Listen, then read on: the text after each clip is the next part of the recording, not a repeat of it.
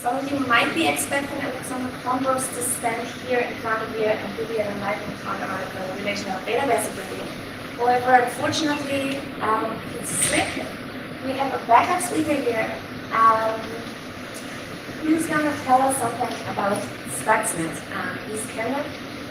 Just a quick info besides, if you have any questions, any of our speakers will be glad to answer them at the end of their talk.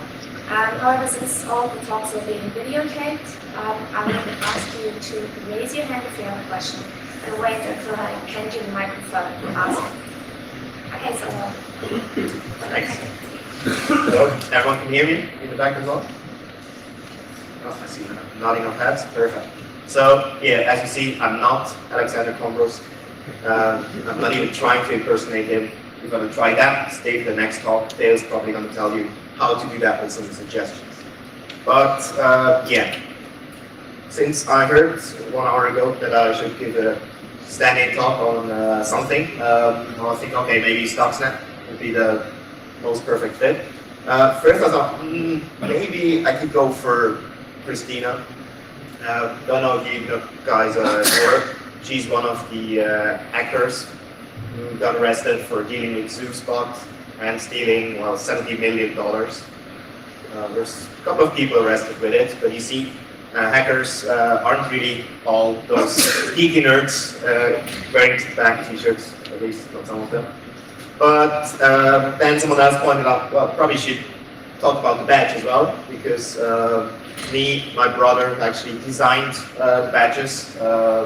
Here you see an early design idea when we started, so pretty much stayed actually the same from the beginning, but obviously lots of effort trying to get everything on the display that we wanted, get the patch, the buttons on top there, you see it's actually working. So we ended up printing a couple of hundreds of those motherboards or platines, PCBs. As we said, it's all made in Switzerland by hand. Labor as well, but not Chinese children. So we use our own free time, getting a couple of the ICs. We used free flow, meaning taking that, putting a couple of the platines there, and then use a very smart pick-and-place machine to actually place all the batches in there. Put it in our pizza oven. It's not the real pizza oven, so Pascal was actually wrong in the keynote. We were still able to cook other meals doing that. But yeah, ending up with, I think we're now at 180, 190 batches.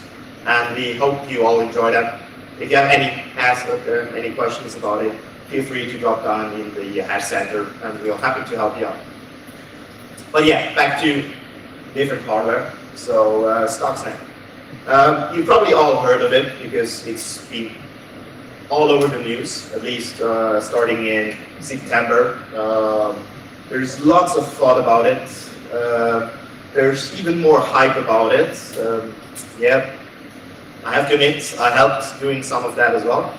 But I was trying to kind of keep the ball a little low on that because, I mean, you see a couple of the news articles here, and when I was talking to journalists, they all came with the impression, okay, so when is the nuclear power plant in Iran going to blow up? You have any estimate on that?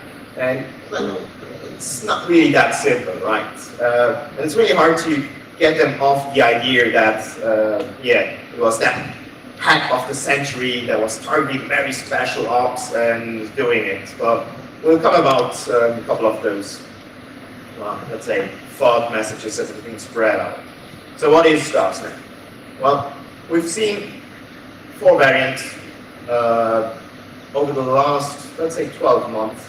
They're all 1.5 MBs, so not your little tiny Trojan, because there's lots of code in it.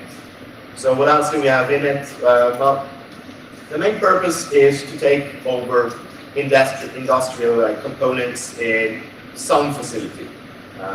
Could be a chocolate keys factory, could be a power plant, yes, okay, could be any, there's so many industry facilities actually using the components that we're going to talk about.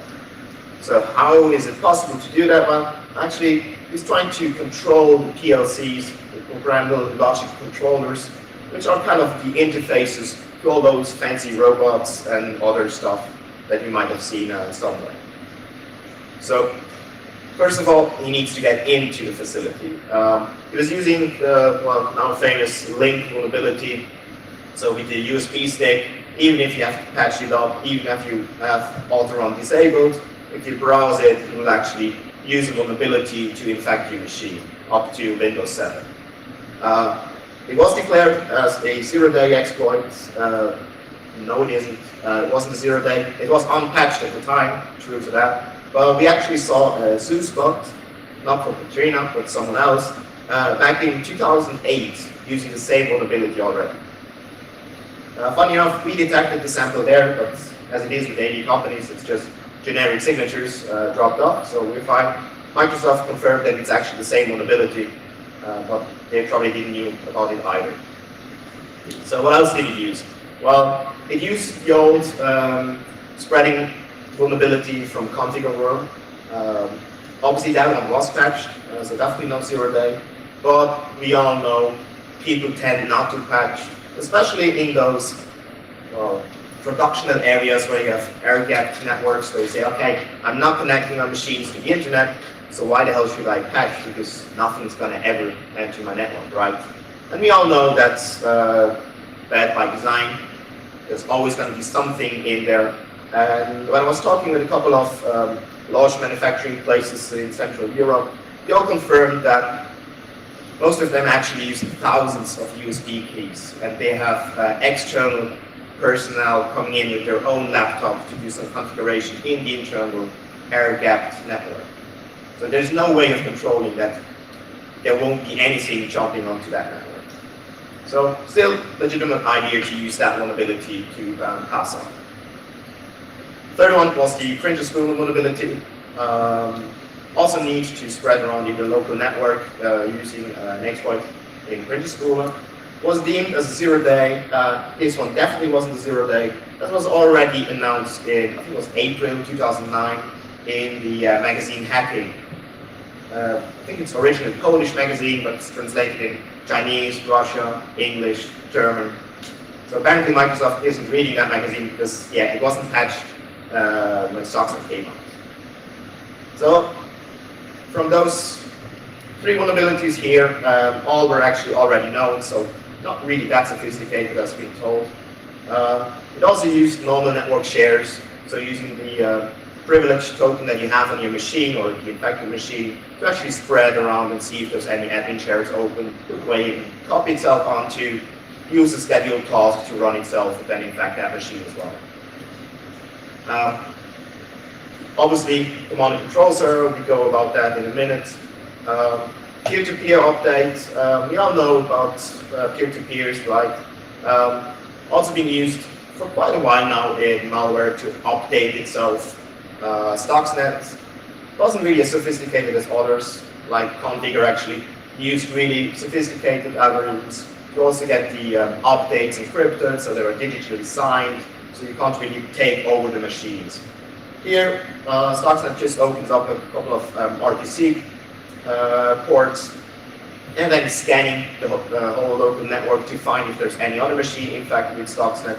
If there is one, it's connecting there, they're exchanging the version number of it, and the one who wins, the one who has the higher one, just sends it over to the other one. So pretty straightforward. You could take it over as well. The two interesting ones are actually it used two escalation of privilege. To my knowledge, 0 days, meaning I haven't seen that published anywhere, but taking the others that we saw here, it might actually be that they have been known as well. So I wouldn't say that it's definitely their work. So maybe if they bought the others or just were reading the magazine, which you can buy for I think 10 euros at every airport, you can also estimate that they probably bought those vulnerabilities as well. So what else did we have? Well, it was checking for different AV products if they were installed on a machine, and depending on which AV software they found, it's actually injecting into different processes. Checking for think it's actually 9 different brands with about 11 different versions. This is one of the odd parts, because if you know about all the articles in the press, it says highly targeted attack. They really knew what they were going after. They knew everything. So why the hell would you scan for 9 different AVs if you know exactly what's running in that plant, right? So either they didn't really know that much, or they just couldn't get there. So probably they wanted to make sure that every laptop that they infect, which probably belonged to a external consultant, will be infected and then brought into their facility that they wanted to infect in the first place. And well, as we all know, hard-coded passwords exist in that environment. Here it's with the Siemens schematics, so with the WinCC and Step 7 software. We're actually using hard-coded password for the database server. If you read the manual, it says don't change it, otherwise it kind of breaks. They actually still say you shouldn't change it, even now. It might definitely break something with the other components, but I'm not a real fan of hard-coded passwords. Guess why? Here it's used the database server to actually connect to it, normal SQL server. Use a couple of stored procedures to copy itself over as ASCII, then get itself printed or written to a local file, and then executing as binary. So, pretty sophisticated idea to get yourself over. And that's kind of the newer part that we haven't seen that big before. It's also injecting itself into Step 7 project. So Step 7 is the software that you use to program those PLC devices, which I'll show in a minute. So those programmable logic controllers, it's kind of a visual basic approach if you want. So it's very basic to program it, but you use a normal software tool to do it. And you got a normal program folder with all your project files. And in there, it's injecting itself as a DLL. And with the couple of ideas how to name it, actually Step 7 will look for that specific DLL name in the local current working directory first, before going to the real directories. So if you have an infected Step 7 project folder, copy it over to a clean machine, start it up there, that machine will be infected as well. So yes, it definitely is complex. It took us quite long, not only us, everyone, to understand the real thing, the real deal behind it. It's sophisticated at some levels, and it's definitely targeted. But I wouldn't call it the hack of the century, definitely not. Some more facts. I was talking about it's using a command and control server. It was using 2 command and control server, one in Malaysia, one in Denmark it was. To get information back on which machine is infected. So every time it infects one, it's checking if there's internet connection, then sending back, hey, hello master, my public IP is that, my other local IPs are those. I actually see Step 7 software installed, so go ahead, and a couple of other interesting information. Bear in mind, if we talk about air-gapped networks, hopefully those machines wouldn't be able to communicate back.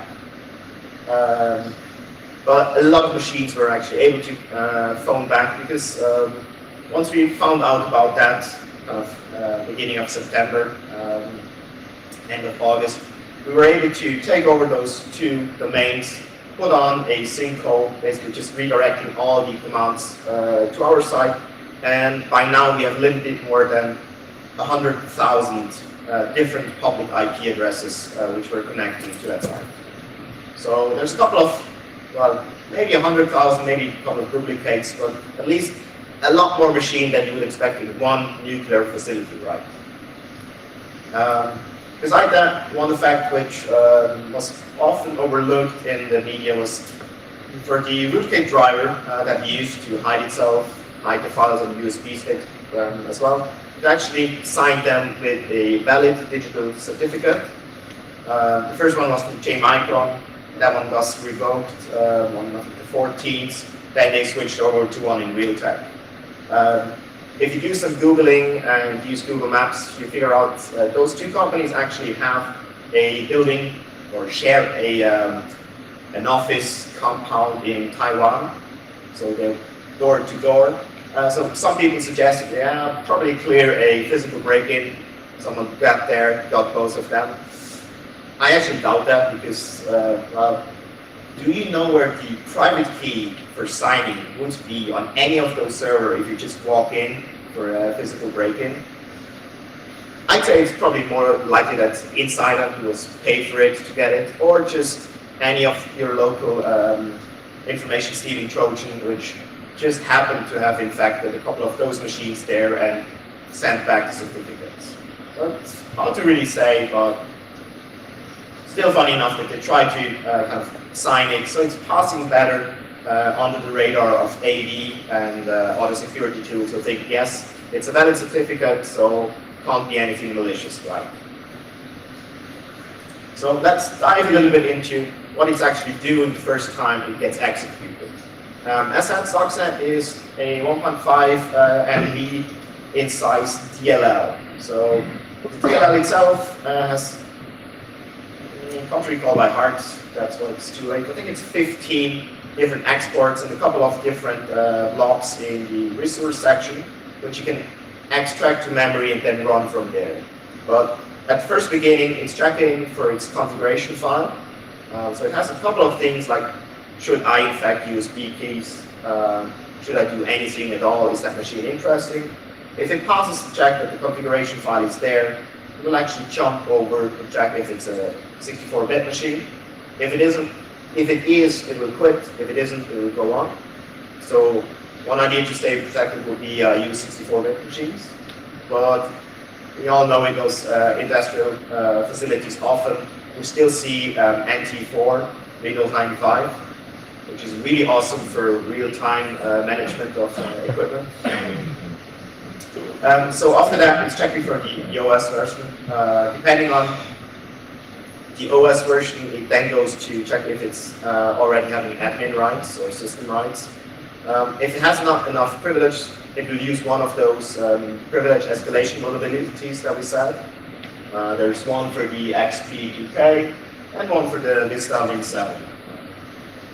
If it already has it, it's just checking, okay, which AV is installed, chooses a different process. So depending on if Symantec's product is installed, it actually checks in Big Logon or Explorer. If a Russian one is installed, it's checking in their process. So just different thing, but the ending after the whole thing, even those, is it's running in memory in a different process somewhere injected.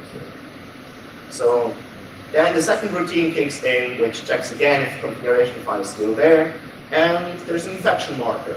So there's a registry key which will be set, which is set to 19790509. So yes, it looks like a date. I agree on that. Depending on the region of the world that you're coming from, it might be either the 5th of September or 9th of May. It's not my birthday, but it definitely could be someone's birthday. 31 years, right? That could be an average hacker. Someone suggested if you Google it, you find that on the, it was the 9th of May, at that date, there was a public execution in Iran of Habib and a couple of other people who were alleged spies from Israel, which led to a couple of unfriendly things happening there. So it could be a message from them, say don't mess with us. Could be just anything. It's really hard to say, right? So that's all speculations, and you probably will never really know. Second thing that we do know, it's checking for a date. So in the configuration file, there is a kill date, which at the moment is the 24th of June 2012. Has nothing to do with the Mayan calendar. It's not the end of the world at that date. But you see that it's actually planning quite ahead. So we have 2010, 2012, so still about 9 months to go. So probably a longer operation. Then again, checking for OS, depending on the OS, setting a couple of access control lists, creating a global mutex, so kind of a flag that he knows which state he actually is in, so he can refer if it's already infected or so. writing down a couple of the files to disk so you can load them. Usually they're encrypted, a little encrypted at least, so not too easy to pick up. Checking again on the date, yes, it could have changed, but I doubt that it changed from here to here that much. It's a little over paranoid probably.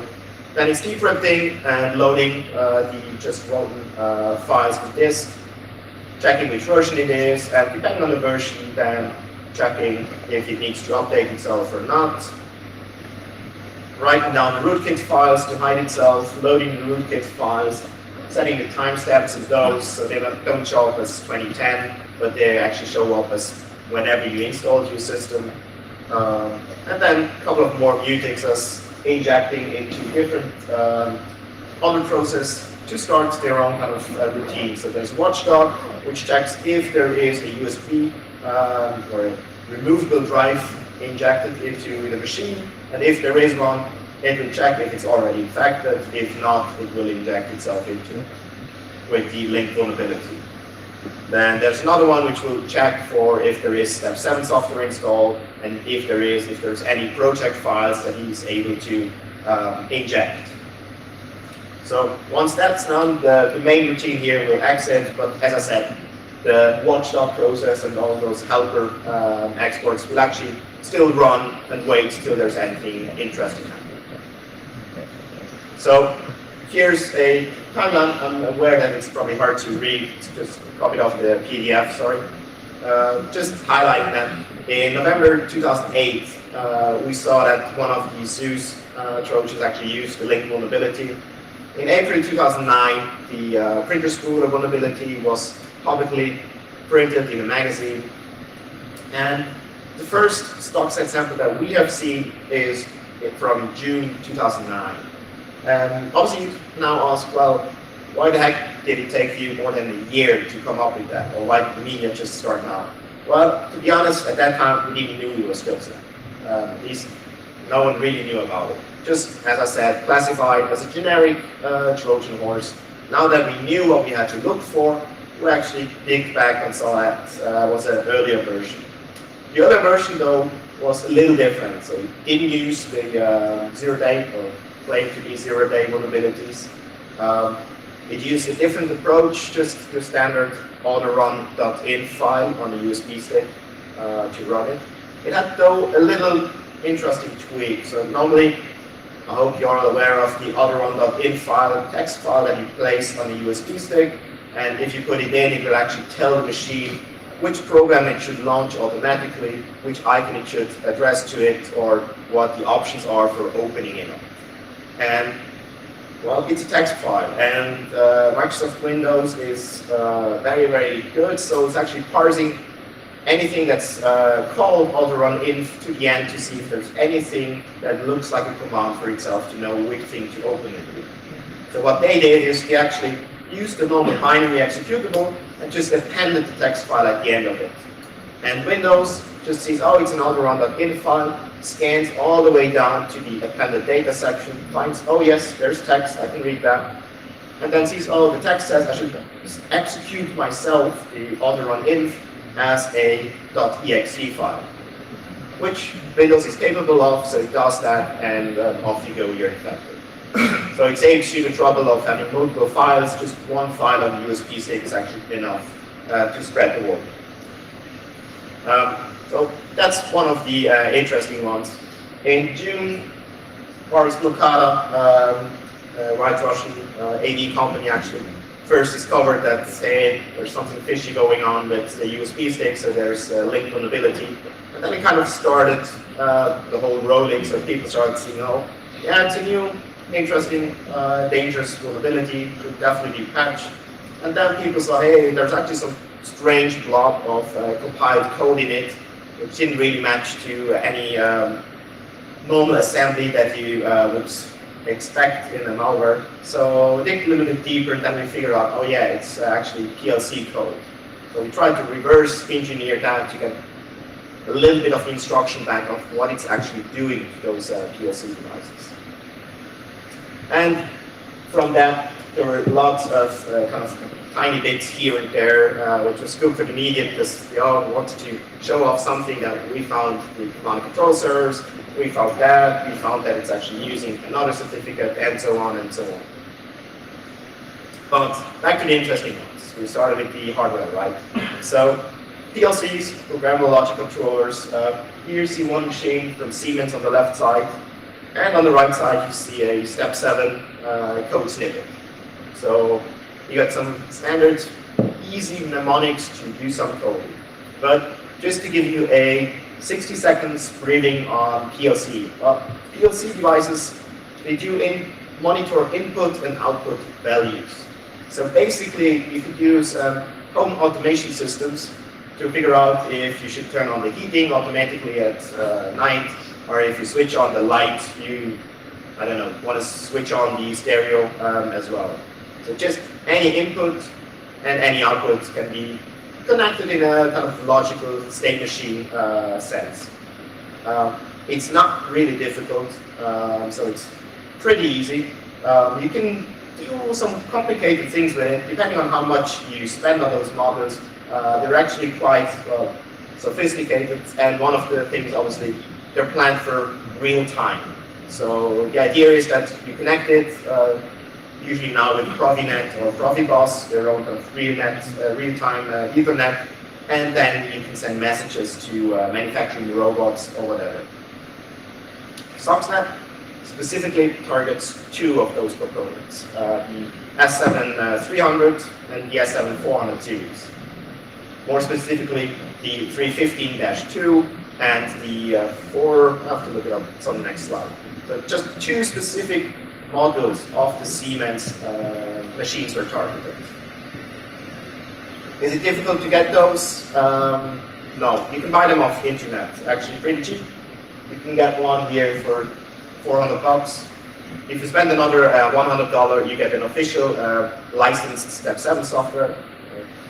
You can get example programs. It took us maybe a day or so to get something going, so it's not too difficult. We have a slide later on with the equipment that we have in the lab. So obviously, we don't really have that lying around, so we had to organize that as well.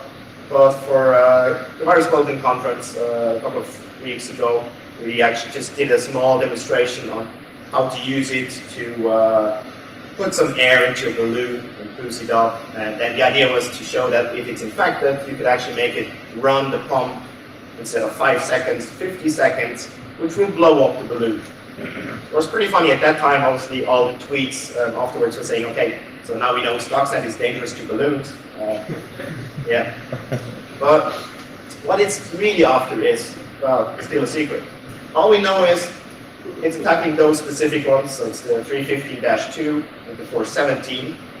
And first of all, before it's infecting it, it's checking the SDP blocks. It's kind of the system data block, which is holding some of the configuration data on it. So it's parsing those blocks, looking for specific magic byte string code at 50 hex. So if it's there at that location, then it will proceed. If not, you're free. There's nothing happening to your machines.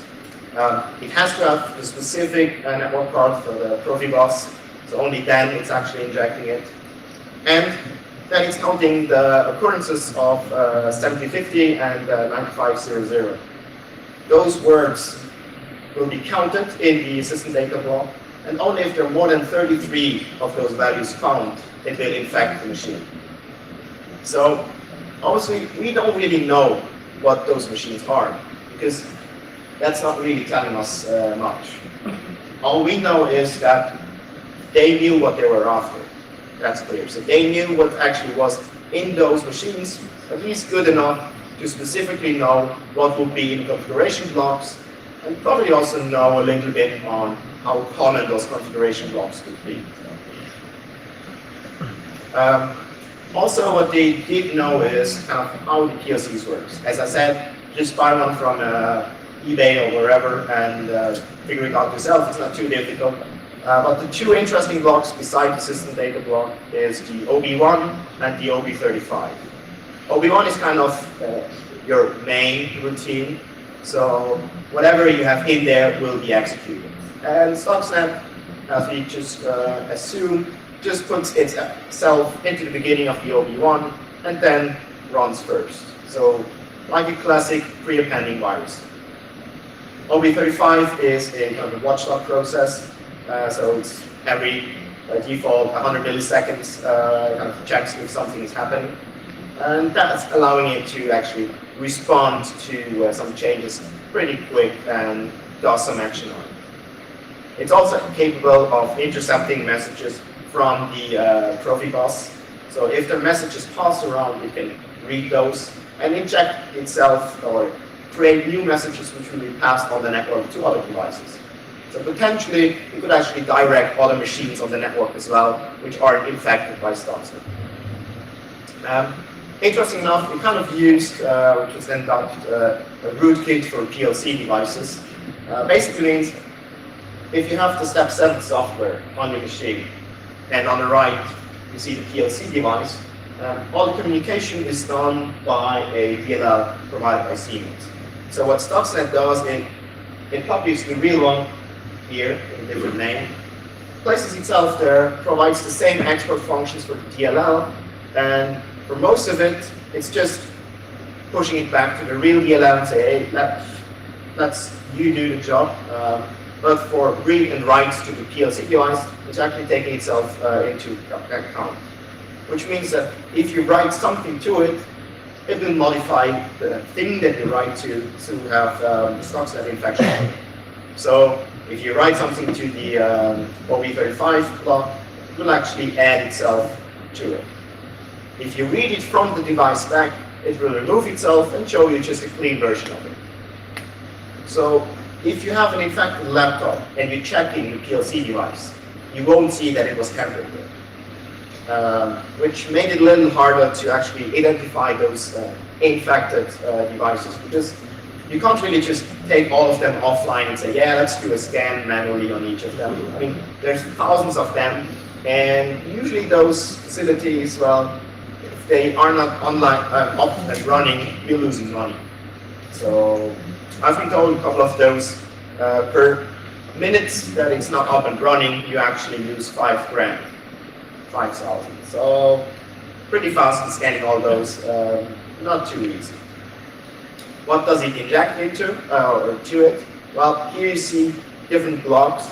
Think of it as a fine state machine. All the white blocks are malicious ones injected by Stuxnet. The yellow ones are kind of coding blocks, which are used by the official Siemens as well. Green blocks are a couple of data blocks which are used. So we know now what it's doing with the input, and it's generating different outputs. Meaning it's changing some values that it's reflecting back to the NCC, which is kind of the control dashboard where the operator usually sees all the green flags and the gouges and the meters saying, yes, you're all up and fine running. We can't really tell what's it doing because we don't really know which machine it's targeting. If that is a waste disposal machine somewhere, it will have a completely different effect than a nuclear facility or a chocolate factory. So depending on the inputs and the outputs that it's generating here, obviously it can do a lot of harm or just the nuisance. So here's a picture of the PLC that we were playing in our lab. So now going back to the kind of speculations of who was targeted. Why does everyone pick on Iran for that one? Well, when we took over the command and control servers and saw, okay, from where do actually the IP addresses ping back to the master server, about 60% of all the infected machines were located in Iran. So it could be that other countries are also infected, but their machines don't really talk to the internet. As I said, usually those are firewall or even air gap. But it could be that the first kind of infection path was there. But do bear in mind, we were talking here about July 2010. And as I told you, the first version was discovered, or at least in the wild, 1 year ago. So 12 months ago, the first version could have been anywhere. You don't really know. I mean, maybe it's just a smoking gun here, maybe it's a distraction, maybe they thought, okay, all the harm is done, let's infect a couple of other machines to get the attention there, so they won't look here. The drop that you see here is just that they kind of shut down the connection back, going out of the country. Some countries can do that, not every country, of course. If you see a little bit closer or look at the distribution, you see Iran, definitely most of the infection, India, Indonesia as well. There have been a couple of infections in Switzerland as well. I checked the IP addresses, actually most of them are ADSL modems at home, and I have no clue if they're running a nuclear reactor in the basement or if it's just some home automation systems. Or how they actually get infected is still a miracle to me. But let's go back to the speculation. So one of the rootkit drivers had actually still the debugging path in it. So string here, merges, source, opt3, whatever, Guava. First thing to point out is that if it's a really sophisticated, let's say, government threat intel operation, why the heck would you leave that in? I mean, the QA guy who reviewed that should clearly get fired, right? I mean, that's definitely leaking information. Unless, obviously, it's just the wrong track to get you on some different IPs. But if you Google it up, as everyone probably should do with those words, you check for myrtus. It's, I think, a class of plants, and guava is a specific plant in that classification tree. So maybe it's a 31-year-old biologist who has some spare time. Others go a little bit more sinister on it. They say myrtus, that's Hebrew for the Queen Esther, I think it is. Queen Esther's name from the Old Testament. She was leading their people out of misery and so on. So clear indication that was Israel, just showing with the finger saying, hey, don't mess with us. We know where your pieces are.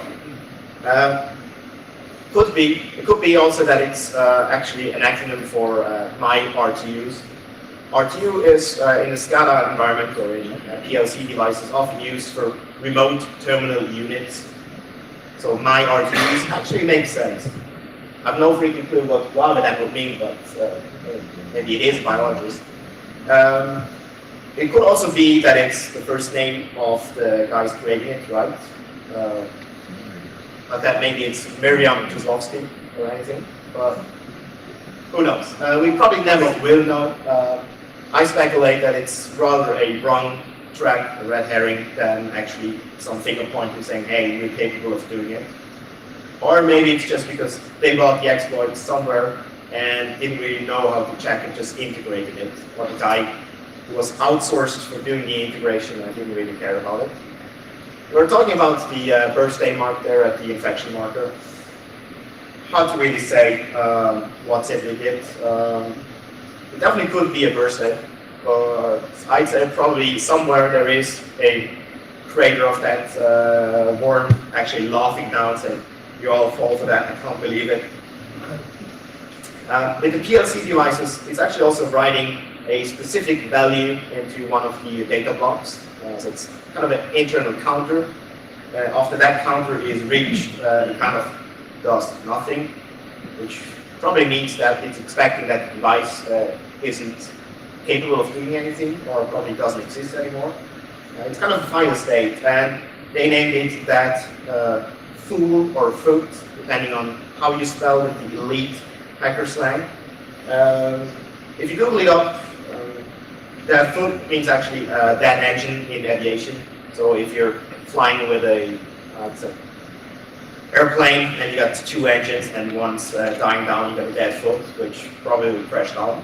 I haven't seen any Stuxnet infections on airplanes, so maybe it's just coincidence. Maybe it's a telltale for 007 or 007, so definitely a spy, secret agent, right? We probably will really never know who was behind it. So all we know is there's lots of speculation. All the people say it was really sophisticated, but if you really look at it, we've seen malware which was far more sophisticated in terms of what it actually used, how it's using public key infrastructure to get itself signed, how it's using update mechanisms with a little bit more randomization in it. I mean, here, just two command and control servers, which were easily taken over. That's not really redundant, right? Maybe they didn't care because they knew they were stealth enough to go wherever they wanted to, in fact. Maybe their whole plan actually already achieved earlier stages, which we probably never know. The only thing that we know is they also, forgot to tell that, sent back information on the affected machines if it found any of the schematics of the network layout of the PLC devices. So kind of your blueprints of where you put which PLC device, who connected to what.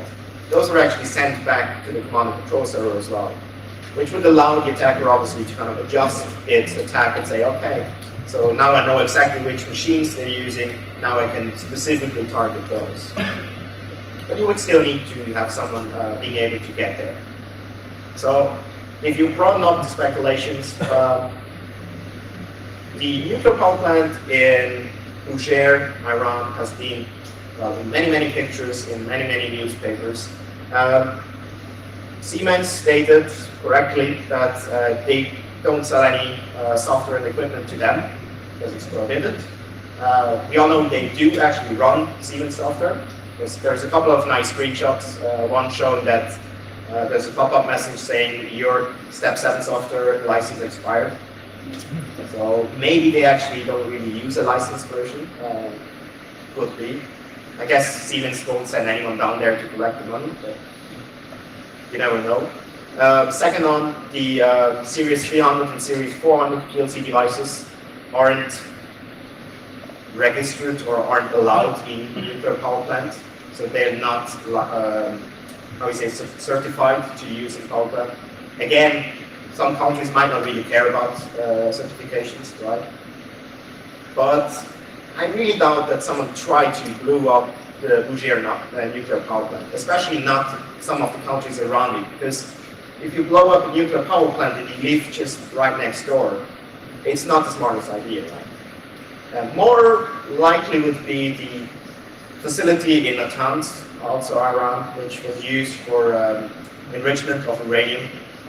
So using yellow cake and stuff to get uranium ready for the power plants, which you could use also obviously to create weapons of mass destruction, but that's why it was kind of highly overlooked by external people. And if you look, there's a nice correlation on the output level.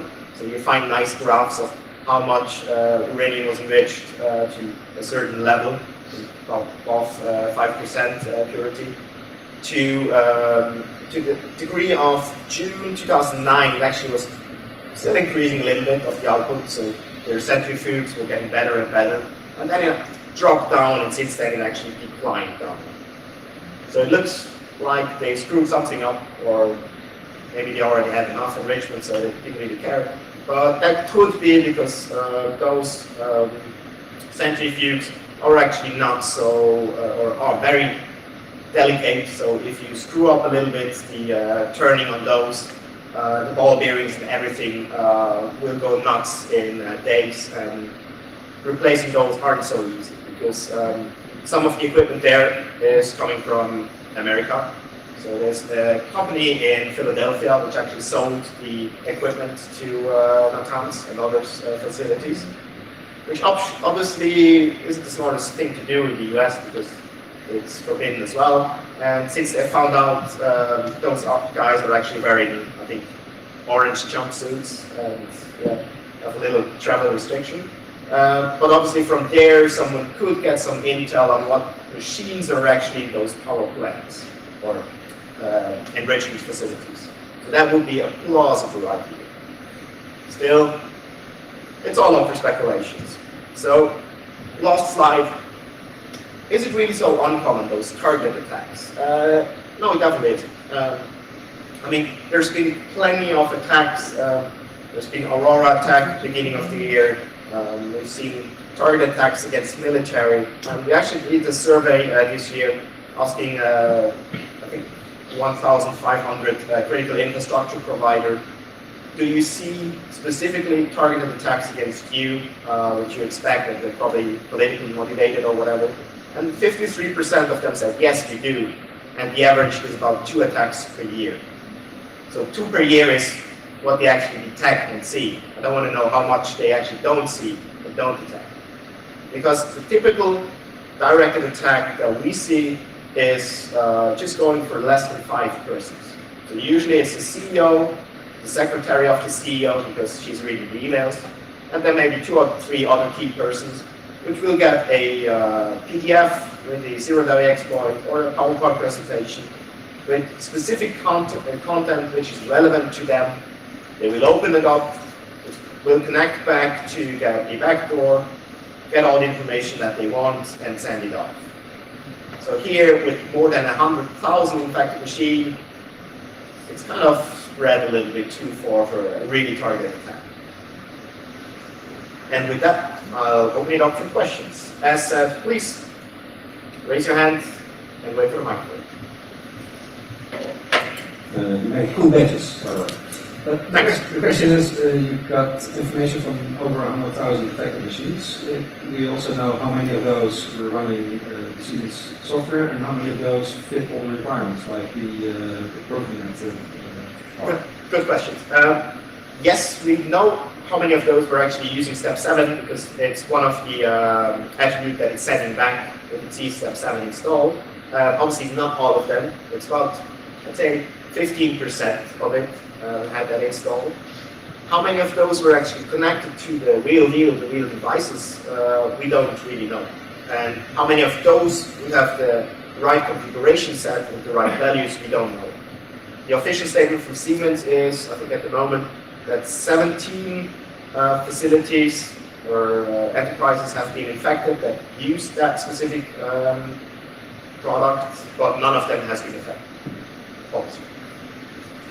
Does that answer your question? Do we have any more questions? There's like 2 minutes left.